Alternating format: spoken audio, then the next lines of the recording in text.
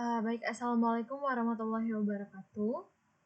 Sebelumnya izin memperkenalkan diri, saya Vidya Sinta Bilkis dengan NPM 2117051029 dari kelas CD. Pada kesempatan kali ini, saya akan membuat video dalam rangka memenuhi UAS untuk mata kuliah pengenalan pola yang diampu oleh Bapak Riko Adrian. Di sini, saya melakukan eksperimen dengan datasetnya itu dataset stroke untuk memprediksi stroke, di mana di sini saya menggunakan metode KNN atau K-Nielsen-Nickbor. Mungkin lanjutnya kenapa saya memilih dataset atau topik ini adalah sebagai berikut. Jadi penyakit stroke itu kan merupakan masalah yang global dan cukup banyak kita temui dan dampaknya itu signifikan sekali ya. Nah,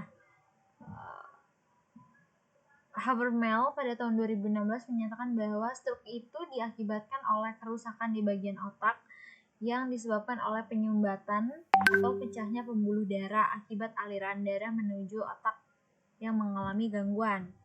Nah, konsekuensi yang paling serius dari adanya stroke ini atau dari rusaknya pembuluh darah ini adalah kematian gitu kan. Dimana hal ini juga udah dibuktikan bahwa stroke ini menjadi penyebab kematian peringkat kedua dan peringkat ketiga penyebab disabilitas di dunia. Selain itu di Indonesia juga penyakit stroke ini telah menjadi penyebab kematian nomor 3 setelah penyakit kanker dan jantung. Nah, untuk datasetnya di sini dataset ini bisa teman-teman lihat di sini ada 12 kolom ya. Jadi untuk penjelasannya jadi seperti ini, dataset yang digunakan itu pada eksperimen ini tuh saya ambil dari platform Kaggle, di mana dataset ini itu berisi 5.110 data dan ada 12 atribut di dalamnya dengan 11 kolom fitur dan 1 kolom target atau kelas. Nah, kolom fiturnya itu apa aja? Jadi kolom fiturnya itu ada ID, ada gender, ada age, ada hypertension atau hipertensi, terus ada heart disease, jadi itu riwayat penyakit jantungnya, kemudian ada ever married, apakah dia pernah menikah atau tidak, kemudian ada tipe pekerjaannya, terus tipe perumahannya, kemudian ada level glukosa di dalam tubuhnya, kemudian BMI-nya, dan status merokok pasien tersebut. Nah, kemudian ada juga kolom targetnya, karena ini adalah tipe klasifikasi, jadi ada kolom targetnya, yaitu dalam kolom target itu ada 2 kelas, yaitu kelas 0 dan kelas 1. Kelas 0 itu menunjukkan bahwa pasien itu tidak terkena stroke, dan 1 itu menunjukkan bahwa pasien itu terkena stroke. Nah, selanjutnya di sini dataset ini setelah saya lakukan visualisasi, diketahui bahwa data dari setiap kelasnya itu sangat tidak imbang gitu ya, imbalance. Jadi data kelas 0 itu sebanyak 4.700 data dan data kelas 1 itu sebanyak 209 data. Nah, dengan saya mengetahui fakta ini, maka saya melakukan yang namanya oversampling. Nah, oversampling itu saya ketahui dari jurnal yang saya rujuk di sini, dari yang berjudul Comparative Analysis of Resampling Algorithm in the Prediction of Stroke Disease. Ini diterbitkan pada tahun 2023 oleh Abdullahi dan teman-teman di Nigeria. Jadi di sini mereka membandingkan beberapa teknik oversampling. Nah, pada eksperimen saya itu menggunakan SMOTE. Jadi merujuk dari sini saya pada eksperimen tersebut saya melakukan oversampling dari library SMOTE. Nah,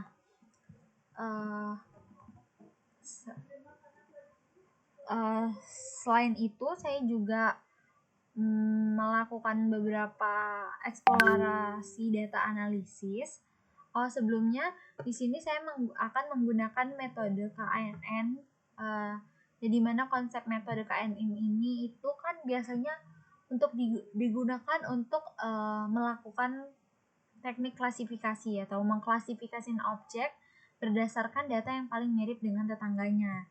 Nah, algoritma KNN ini memprediksi data uji berdasarkan data latih yang mempunyai jarak terdekat dengan data uji dan kemudian memasukkannya ke dalam kelas dengan probabilitas terdekat.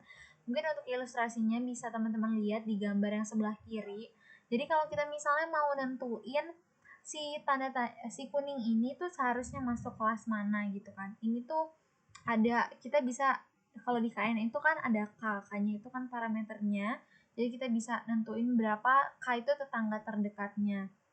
Di sini kalau di yang ketiga ini kan paling banyaknya itu adalah tetangga terdekatnya adalah si yang segitiga hijau ya. Berarti dia masuk ke dalam kelas segitiga hijau. Kalau di lingkaran yang K-nya sama dengan 7 itu kan lebih banyaknya si segitiga bintang. Nah, maka si kuningnya ini akan masuk kelas segitiga bintang ini. Selanjutnya, di sini saya melakukan eksplorasi data analisis seperti yang saya katakan tadi. Jadi ini kita melihat persebaran data. Jadi kan tadi ada 11 fitur. Yang pertama itu ada data age atau data usia dari pasien yang terkena maupun tidak yang pasien yang ada dalam dataset tersebut. Bisa dilihat, jadi persebaran datanya itu tidak terpatok pada satu titik kelas. Di sini untuk kelas 0 atau kelas yang tidak terkena stroke itu dia persebaran data age-nya itu cukup variatif. Dia jadi dari 0 sampai 80 itu ada. Sedangkan untuk yang terkena stroke itu dia mulai dari sekitar usia 18 sampai 80. Tapi yang paling dominan itu di antara usia 39 sampai 80 tahun. Jadi dapat diketahui berdasarkan dataset ini pasien yang terkena stroke itu berada di range usia 39 sampai 80. Selanjutnya di sini ada persebaran data gender atau jenis kelamin terhadap kelas stroke. Jadi di sini bisa dilihat untuk kelas 0 ini di sini ada tiga kategori, yaitu gender female, male, dan other. Nah, sebenarnya other ini udah saya cek tadi, dia itu hanya ada satu data dan itu ada di kelas 0. Maka dari itu di proses menemukan pola dengan metode KNN, fitur gender itu saya hapus atau kategori gender itu saya hapus. Di sini bisa diketahui bahwa gender female itu di kelas 0 lebih banyak, di kelas 1 pun lebih banyak. Jadi ini menunjukkan bahwa di kelas 1 gender female lebih rentan terkena stroke. Namun ini tidak menjadi satu-satunya fitur penentu karena ada banyak fitur lainnya. Selanjutnya di sini ada data hypertension atau hipertensi terhadap kelas stroke. Dapat dilihat juga di sini untuk data hipertensi ini pada kelas 0 itu dia dominan, namun pada kelas 1 juga dia dominan. Di sini juga ada maksudnya di sini untuk hipertensi 0 itu dia menunjukkan bahwa di sini bisa kita lihat ya teman-teman.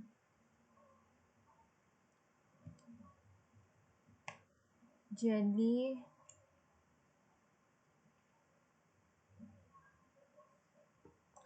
kalau kita lihat dari sumbernya aja dari Google, dari Kegel, jadi kalau hipertensinya 0 itu berarti pasien itu tidak memiliki hipertensi. Nah, kalau 1 itu dia memiliki hipertensi gitu. Dan pada tabel ini menunjukkan bahwa pada kelas 0 hipertensi pasien yang tidak mempunyai hipertensi itu lebih banyak.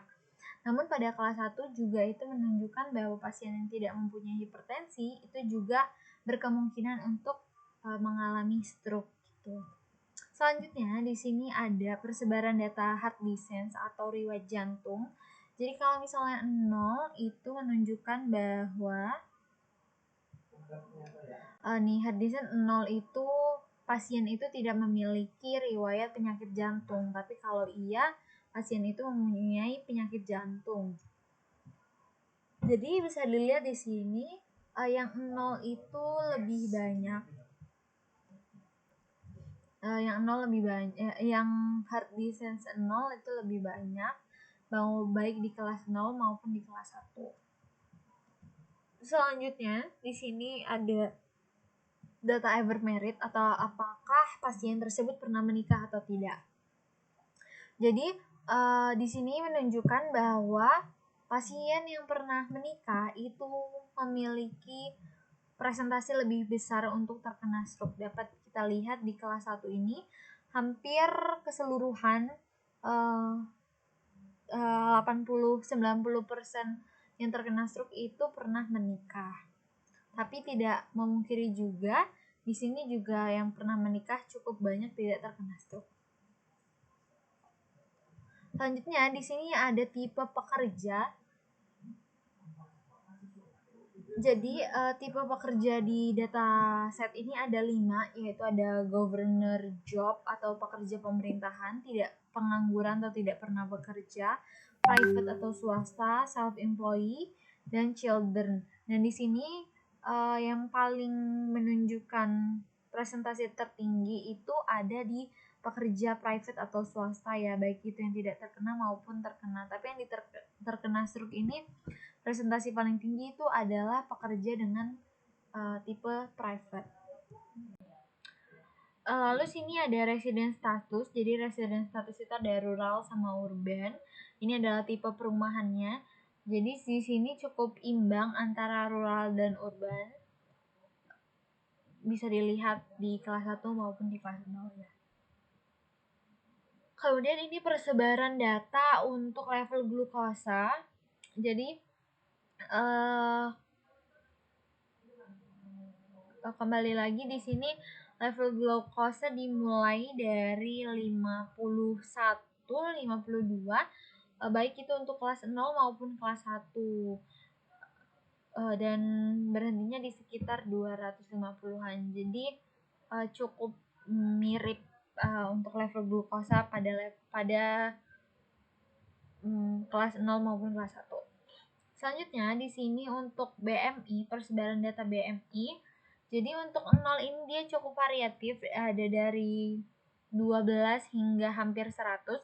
Sedangkan untuk yang terkena stroke atau kelas 1 ini dia ada di sekitaran 19 hingga 59. Jadi untuk pasien yang terdiagnosa stroke itu BMI-nya berada di antara 19 sampai 59. Kemudian ini ada smoking status dari pasien yang mengidap. Dan ini juga cukup ada 4 statusnya, ada unknown, formerly smoke, dan smokers. Nah, di sini juga cukup rata ya. Jadi di setiap kelasnya juga ada. Selanjutnya di sini setelah saya melakukan EDA, kemudian saya juga melakukan beberapa pre-processing atau pra-proses, yaitu melakukan encoding data, melakukan scaling data supaya range antara data satu dan data lainnya itu sama menggunakan min-max scaler. Kemudian saya juga membagi datanya itu menjadi, kemudian tadi saya melakukan oversampling data sehingga data yang dipakai itu berjumlah ini bisa dilihat. Nah, sebelumnya saya cek dulu nilainan. Nah, nilainan itu ditemui sekitar 208 pada data BMI. Kemudian saya hapus sehingga sisanya itu ada 4.900. Nah, kemudian saya melakukan oversampling karena datanya itu imbalance, sangat jauh. Setelah di oversampling menggunakan SMOTE itu datanya adalah 9.400 dengan jumlah masing-masing kelasnya itu sudah sama gitu. Nah, kemudian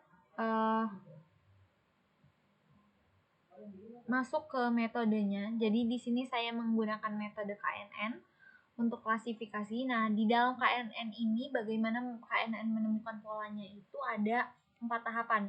Yang pertama, menentukan nilai K yang dipakai untuk merepresentasikan jumlah tetangga terdekatnya seperti yang sudah saya mention di awal sebelumnya. Kemudian setelah kita menentukan nilai K-nya, kita menghitung jarak antar data terhadap semua data latih menggunakan Euclidean distance. Jadi kita menghitung jaraknya itu setiap jarak dengan data uji kita itu, data uji kita dihitung dengan jarak, data ujinya itu dihitung dengan jaraknya dengan setiap data latih menggunakan Euclidean distance. Kemudian setelah didapatkan berapa jaraknya dari tiap-tiap data, kemudian diurutkan dari yang terkecil hingga terbesar. Nah, nilai jarak terkecil tersebut nanti akan menentukan kelas data tersebut berdasarkan kelas data tetangga terdekatnya. Jadi menentukannya itu berdasarkan jarak terdekatnya. Makanya tadi perlu di sorting terlebih dahulu.